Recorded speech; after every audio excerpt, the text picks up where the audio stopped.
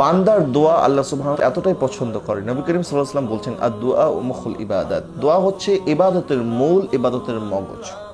আর ওই দোয়া সম্পর্কে কিন্তু আমরা অনেকে গাফেল থাকি, মনে করি কোনোভাবে দোয়া করলেই হয়ে যাবে, এবং দোয়া কবুল না হলে আমরা হায় হুতাশ করতে থাকি, আল্লাহর উপরে বিভিন্ন তহমত দিতে থাকি, বিভিন্ন নানা কথা বলতে থাকি মাআযাল্লাহ। কিন্তু দোয়ার যে কিছু আদব আছে, দোয়া করার জন্য কিছু বৈশিষ্ট্য আছে, সেই বিষয়গুলি কিন্তু আমাদের জানা নাই বা জানার চেষ্টা অনেকে করেন না। এই বিষয়টি নিয়ে আজকে আমি আপনাদের সাথে কথা বলতে চাই। নবী করিম রউফুর রহিম সাল্লাল্লাহু আলাইহি ওয়াসাল্লাম বলছেন, দোয়া হচ্ছে ঈমানদারদের জন্য ঢাল স্বরূপ। দোয়া মানুষকে সকল প্রকার বিপদ আপদ থেকে হেফাজতে রাখে। আমরা যখন আল্লাহ সুবহানাহু ওয়া তাআলার কাছে দোয়া করি, তখন কমন তিনটা জিনিস, তিনটার যে কোনো একটা আমাদের সাথে হয়। আমরা যখন দোয়া করি, অনেক সময় এমন হয় যে দোয়া কিন্তু কবুল হয় না, বা দোয়া কবুল হতে একটু ডিলে হয়। দেখা যায় যে বছরের পর বছর দোয়া করছেন, দোয়া কবুল হচ্ছে না, এবং অনেক সময় হায় হুতাশ করেন, কি ব্যাপার, আমি এতবার আল্লাহর কাছে চাচ্ছি, আল্লাহ কেন আমাকে দিচ্ছে না? কেন দিচ্ছে না, এটার একটি সংক্ষিপ্ত জবাব আমি যদি আপনাকে একটি উদাহরণের মাধ্যমে বোঝাতে চাই, আপনি বুঝবেন অবশ্যই। সেটি হচ্ছে, আপনার একজন সন্তান শীতকালে ঠান্ডার দিনে যদি আপনার কাছে এসে আইসক্রিম চায়, তখন আপনি কি বলবেন? বলবেন না, তোমার ঠান্ডা লেগে যাবে, তোমাকে আমি এখন আইসক্রিম দিতে পারবো না। কিন্তু আপনার অবুঝ শিশু তো সেটা বুঝছে না, সে মনে করছে আইসক্রিম খেলে তার ভালো লাগবে। আপনার প্রতিবেশী এসেও আপনাকে বলবে, আপনার সন্তান এত সুন্দর করে আপনার কাছে আইসক্রিম চাচ্ছে, আপনি কেন দিচ্ছেন না? তখন আপনি বলবেন যে আমার সন্তানের ব্যাপারে আমি ভালো জানি, আমার সন্তানকে কখন কি দিতে হবে এটা তোমার চেয়ে আমি ভালো বুঝি।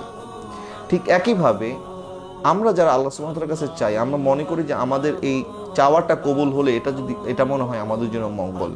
কিন্তু আল্লাহ সুবহানাহু ওয়া তাআলা কিন্তু বান্দার মঙ্গল অমঙ্গল বান্দার চাইতে বেশি ভালো জানে, এবং বান্দা নিজেকে যত মহাব্বত করে, বান্দার বাবা মা তার সন্তানকে, একজন বাবা মা সন্তানকে যত বেশি মহাব্বত করে, আল্লাহ সুবহানাহু ওয়া তাআলা তার চাইতে 1000 গুণ বেশি মহাব্বত করে তার বান্দাকে। সুতরাং দোয়া কবুল না হলে হতাশ হওয়ার কিছু নাই। দোয়া যখন বান্দা আল্লাহ সুবহানাহু ওয়া তাআলার কাছে করে, তিনটার যে কোনো একটা জিনিস হাসিল হয়ে যায়। এক নাম্বার, হয়তো আল্লাহ সুবহানাহু ওয়া তাআলা তার দোয়া সাথে সাথে কবুল করে নেন। আর যদি সাথে সাথে দোয়া কবুল না হয়, তাহলে তার গুনাহ আল্লাহ সুবহানাহু ওয়া তাআলা মাফ করে দেয়। আর যদি সেটাও না হয়, তাহলে এর বিনিময়ে আল্লাহ সুবহানাহু ওয়া তাআলা তাকে সওয়াব দান করেন, এবং কিয়ামতের ময়দানে সেই সওয়াব নিয়ে ওই ব্যক্তি কবর থেকে উঠবে। ওই ব্যক্তি যখন কিয়ামতের ময়দানে উঠবে, তার সাথে সওয়াবের পাহাড় হবে। তখন সে নিজে আশ্চর্য হয়ে যাবে, এত সওয়াব কোত্থেকে আসলো? তখন আল্লাহ সুবহানাহু ওয়া তাআলা ফেরেশতার মাধ্যমে বলবেন, এটা হচ্ছে তোমার সেই দোয়ার সওয়াব, যেই দোয়া আমি দুনিয়াতে কবুল করিনি। বান্দা কিয়ামতের ময়দানে যখন তার নেকের পাহাড় দেখবে, যেটা দোয়া কবুল না হওয়ার কারণে আল্লাহ পাক তাকে দান করেছে, তখন বান্দা হয়তো এটা বলবে যে আল্লাহ, যদি আমার কোনো দোয়াই কবুল না হতো, তাহলে মনে হয় আমার জন্য আরো ভালো হতো, তাহলে আমি আরো বেশি নেক নিয়ে কিয়ামতের ময়দানে উঠতে পারতাম।